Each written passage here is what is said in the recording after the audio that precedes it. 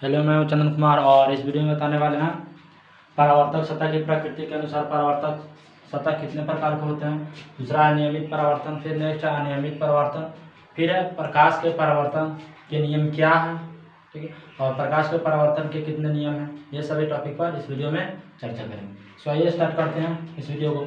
सबसे पहला क्वेश्चन है कि परावर्तक सतह, ठीक है, परावर्तक सतह की प्रकृति के अनुसार परावर्तक सतह कितने प्रकार के होते हैं, ठीक है। परावर्तक सतह कितने प्रकार के होते हैं, तो ये परावर्तक सतह दो प्रकार के होते हैं, ठीक है। क्वेश्चन याद रखें कि परावर्तक सतह कितने प्रकार के होते हैं, तो परावर्तक सतह दो प्रकार के होते हैं। एक होते हैं नियमित परावर्तक सतह या नियमित परावर्तन, और दूसरा होता है अनियमित परावर्तन या अनियमित परावर्तक, ठीक है। यानी दो प्रकार के होते हैं, ठीक है, नियमित परावर्तन और अनियमित परावर्तन। नेक्स्ट, नियमित परावर्तन से आप क्या समझते हैं या नियमित परावर्तन किसे कहते हैं, तो इसके बारे में जान लेते हैं कि जब प्रकाश की किरणें चिकनी एवं चमकीली सतह पर पड़ती है तब वे क्या करती है, नियमित रूप से परावर्तित हो जाती है। जब प्रकाश की किरणें किसी चिकनी एवं चमकीली सतह पर पड़ती है तब वे क्या होती है, नियमित रूप से परावर्तित होती है। तब ऐसे परावर्तन को नियमित परावर्तन कहते हैं। नेक्स्ट है अनियमित परावर्तन, ठीक। तो इसका है जब प्रकाश की किरणें रुखरी एवं चमकीली सतह पर पड़ती है, ठीक है। प्रकाश की किरणें का चमकीली सतह पर तो पड़ती है, लेकिन इस बार क्या होती है कि रुखरी सतह होती है, चिकनी सतह नहीं होती, क्या होती है, रुखरी सतह होती है।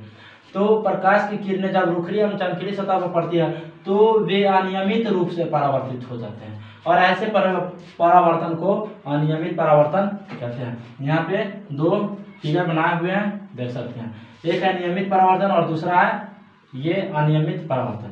अब नियमित परावर्तन में क्या था, ये कोई परावर्तक सतह, ठीक, क्या ये चिकनी एवं चमकीली कोई परावर्तक सतह। अब क्या है कि इधर से कोई आपतित किरण पुंज आती है, आपतित किरण पुंज आती है और किसी निश्चित बिंदु पर टकराती है, और उसके बाद किसी दूसरी दिशा में क्या होती है, टकरा कर चली जाती है, ठीक है। तो क्या थी, इधर से आई और इधर चली गई, ठीक है, और ये क्या है, इसको अभिलंब बोला जाता है, ठीक है। तो आपतित किरण पुंज और परावर्तित किरण पुंज, और ये है अभिलंब। तो किसी निश्चित बिंदु पर पड़ी तो कौन, आपतित किरण, और दूसरी दिशा में चल गई परावर्तित किरण।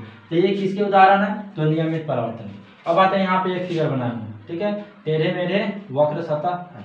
अब कहते हैं दो प्रकाश की किरणें इधर से आई, लेकिन क्या हुई, एक इधर चली गई और एक इधर चली गई। यानी जब इधर से आए तो दोनों इधर ही जाना चाहिए, ठीक है।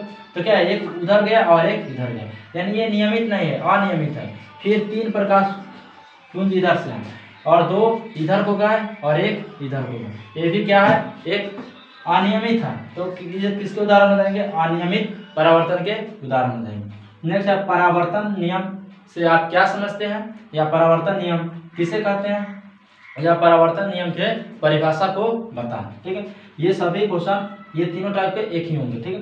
तो याद रखेंगे, जब इसमें क्या करेंगे कि जब प्रकाश की किरण समतल दर्पण के परावर्तक सतह पर पड़ती है तो निश्चित नियमानुसार परावर्तित हो जाती है, जिसे प्रकाश का परावर्तन नियम कहते हैं, ठीक है। कहते हैं प्रकाश की किरण कहते हैं समतल दर्पण के परावर्तक सतह पर पड़ती है तो निश्चित नियमानुसार, नियमानुसार का मतलब होता है नियम के अनुसार, यानी इसके एक निश्चित नियम होते हैं। तो निश्चित नियम के अनुसार क्या होते हैं, परावर्तित हो जाते हैं, जिसे प्रकाश का परावर्तन नियम कहते हैं। यहाँ पे दिखाया गया क्या है, ये समतल दर्पण, ठीक है। कौन सा दर्पण है, तो समतल दर्पण। दर्पण दो प्रकार के होते हैं, एक समतल दर्पण और एक गोलीय दर्पण, ठीक है। तो फिर गोलीय दर्पण के दो प्रकार हो जाते हैं, उत्तल दर्पण और अवतल दर्पण। लेकिन मुख्यतः दर्पण दो प्रकार के होते हैं, एक समतल और दूसरा गोलीय दर्पण। अब यहाँ पे समतल दर्पण के सतह को दिखाएंगे। समतल दर्पण पर क्या है कि कोई इधर से ए कोई क्या है, आपतित किरण है, तो इधर से ए आपतित किरण है और यहाँ किसी निश्चित बिंदु विशेष पर मिली। उसके बाद यहाँ पर पढ़ने के बाद फिर ये दूसरे माध्यम में, यानी कि उसी माध्यम में, ठीक है, एक तरफ से दूसरी माध्यम, दूसरी तरफ उसी माध्यम में क्या होगा, परावर्तित हो गए, चले गए यानी परावर्तित हो गए। तो ये आपतित किरण और ये परावर्तित किरण, और ये हुए अभिलंब। अब क्वेश्चन पूछा जाता है कि परावर्तन के कितने नियम होते हैं, तो परावर्तन के कितने नियम होते हैं, तो परावर्तन के दो नियम होते हैं, आपतित किरण और परावर्तित किरण। और ये जहाँ बिंदु मिलते हैं, आपतित किरण जहाँ पर बिंदु विशेष पर आकर टकराती है या मिलती है तो उस बिंदु को आपतन बिंदु कहा जाता है। तो आपतित किरण और परावर्तित किरण, ठीक है, आपतित किरण और ये परावर्तित किरण, और ये है आपतन बिंदु। तो आपतन बिंदु पर ये है अभिलंब, यानी एक 90 डिग्री के रेखा में खड़ी, ठीक है। तो आपतन किरण, आपतित किरण, परावर्तित किरण और आपतन बिंदु पर अभिलंब, ये तीनों एक तल में होते हैं, पहला नियम होगा। दूसरा नियम कहता है कि आपतित किरण और परावर्तित किरण के जो बीच कोण बनते हैं, ठीक है, यानी आपतन कोण और परावर्तन कोण। आपतित किरण तो आपतन कोण, ठीक है, आपतित किरण के द्वारा जो कोण बनेंगे वो हो जाएंगे आपतन कोण, और परावर्तित किरण के द्वारा जो बनेंगे वो हो जाएंगे परावर्तन कोण।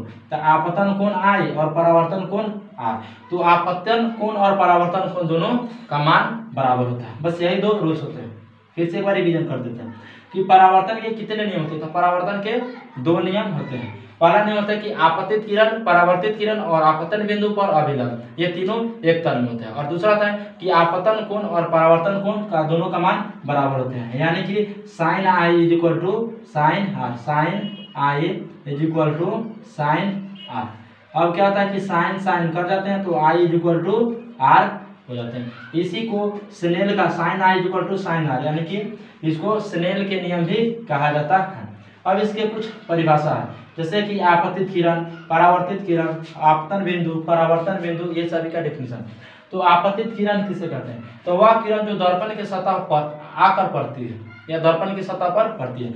मान लीजिए कि मेरा कोई दर्पण है और इस पर कोई प्रकाश किरण आकर पड़े, तो जब कोई प्रकाश किरण किसी दर्पण पर या तीक्ष्ण एवं चमकीली सतह पर आकर पड़ती है तब उसे आपतित किरण कहा जाता है। तब उस किरण को क्या कहेंगे? आपतित किरण। अब नेक्स्ट है आपतन बिंदु। दर्पण के सतह पर जिस बिंदु पर, ठीक है, दर्पण के सतह पर वह बिंदु जहां पर आपतित किरण पड़ती है, या वह बिंदु जहां पर आपतित किरण पड़ती है, या आपतित किरण जिस बिंदु पर पड़ती है, आपतित किरण जिस बिंदु पर पड़ती है, या वह बिंदु जहां पर आपतित किरण पड़ती है, दोनों एक ही मतलब है, लेकिन कहने का तरीका अलग अलग। तो दर्पण के सतह पर स्थित वह बिंदु जहां पर आपतित किरण पड़ती है आपतन बिंदु कहलाती है, याद रखेंगे। नेक्स्ट है परावर्तित किरण। अब आपतित किरण तो हो गए, अब ये क्या होगी, यहाँ पर आएगी और टकराकर दूसरे दिशा में जाएगी।